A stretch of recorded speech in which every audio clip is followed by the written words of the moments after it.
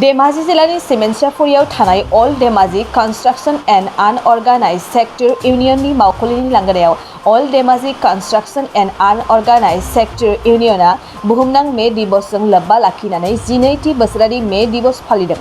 फुंबिलिनि 8 रिंगायाव आफादनि फिरफिलाखौ इउनियननि आफादगिरि करेन बसुमतारिया बिरखांनायनि उनाव लोगो आफादगिरि सुनिल बसुमतारिनि दैदेननायाव हानजा सुरनाय हाबाफारि लायो। सानजौफुनि 12 रिंगानिफ्राय आफादगिरि करेन बसुमतारिनि दैदेननायाव मोनसे गेवलां मेल खुंनाय जायो।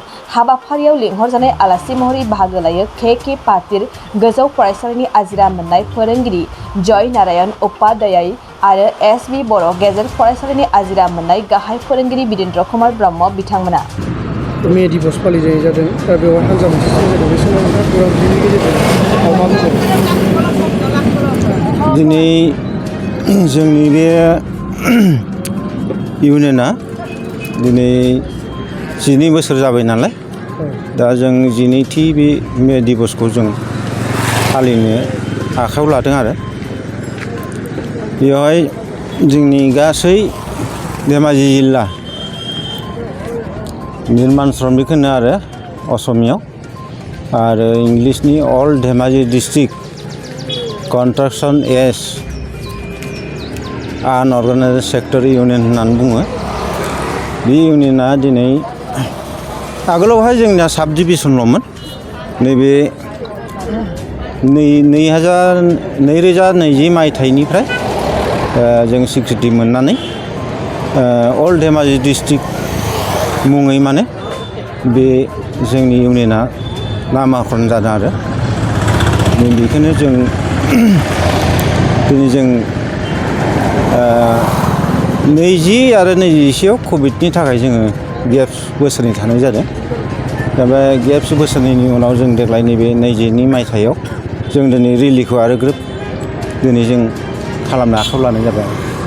बे रेलियाव गासै साबेसे लेबार बा मावथिग्रा बाहागो लादों? बेयाव मावथि हान्जाया जोंनाव 100नि बारा दङ गासै। जोंनि अफिस स्टाफानो गासै एसिस्टेन्ट सेक्रेटारिफ्रानो जोंनिया गासै 32 दङ आरो जोंनि मेम्बारफ्रा गासै जोंनि बे इउनियनाव दिनैसिम माने 10,000 मेम्बारशिप रेजिस्ट्रेसन खालामनाय जाबाय आरो दिनैनि बे रेलियाव 3,000 मानसि बाहागो लानाय जागोन। दिनै मे दिवसआव सरकारनिसिम मा खावलायनो सानो? खावलायनाया जों सरकारनिसिम जों बेनो जे जोंनि श्रमिक सन्थाया थांनानै थानांगौ लोगोसे श्रमिकनि जि साहायज मोननांगौ दं स्कलारशिप बा बोसोरारि साइस्थ'फोर हेल्थ चेकआप होनना बुङो बेफोरखौ जों मोजाङै मोननांगौ आरो बिदिनो पेन्सन दङ 60 बैसो जायोब्ला पेन्सन जायो बेफोर पेन्सनखौ जों मोजाङै मोननांगौ। नोंथाङा सरकारि साख्रि नागिरदोंना? नोंथांनि थाखाय मोनसे गोजोनथाव खौरां। नोंथांनि थाखाय दं एडुकेट पइन्ट, जेराव नोंथाङा सोलोंथाइ लानायनि गेजेरजों सरकारि साख्रिनि गुबुन गुबुन रोखोमनि गोब्राब आनजादफोरखौ उथ्रिसारनो हागोन आरो गावनि आथिङाव गसंथानो हागोन। बे एडुकेट पइन्टआव नोंथांमोना SSC, bank PO, bank clerk, bank SO, UPSC, FSC, defence, railway, state insurance, एएअ, एडिअ एसिस्टेन्टजों लोगोसे स्टेट लेभेल जब आरो माखासे सरकारि साख्रिनि आनजादाव गोनांथि जानाय आयदाफोराव सोलोंथाइ लानो हागोन।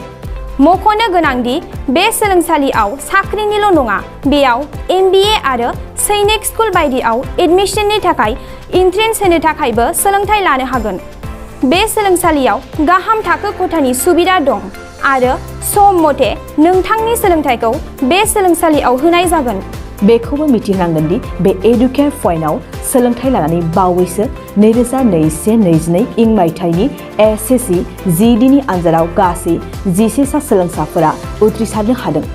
बारा नङा, गासै 15,000 रांजोंनो नोंथाङा बे सोलोंसालियाव 6 दानसिम सोलोंथाइखौ लानो हागोन। बे सोलोंसालिया क'क्राझार, बरपेटा र'ड, गवालपारा आरो बङाइगावआवबो दं। क'क्राझाराव सोलोंथाइ लानो गोसो गुदुं जानाय सुबुंफोरा 70026133133 9101536360 70020261333 9101536360